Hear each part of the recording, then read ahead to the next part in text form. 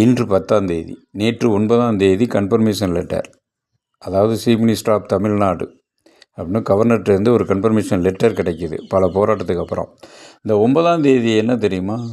4ஆம் தேதி, 13ஆம் தேதி, 22ஆம் தேதி, 31ஆம் தேதி பிறந்தவர்கள் யாராக இருந்தாலும் 9, 18, 27 இந்த தேதிகள் ரொம்ப சிறப்பாக இருக்கும் அவர்களுக்கு.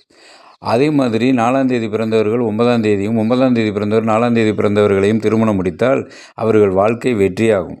அதுபோல தான் இப்போ விஜய் அவர்களுக்கு கூட்டுத்தொகை 4, 9ஆம் தேதி நேற்று 9 என்பது கிடச்சிருக்கு. இந்த 9/5/2022 கூட்டினாலும் 6 அப்படிங்கும்போது அது சுக்கிரன்.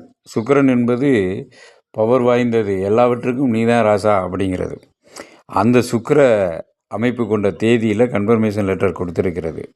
வெற்றி என்பதை 4ஆம் தேதியே கொடுத்து விட்டது. அப்போ பாருங்கள், இது சோதிட ரீதியில் நான் கண்ட உண்மையை சரியாக நான் பல வீடியோக்கள் விஜய் பற்றி போட்டிருக்கிறேன்.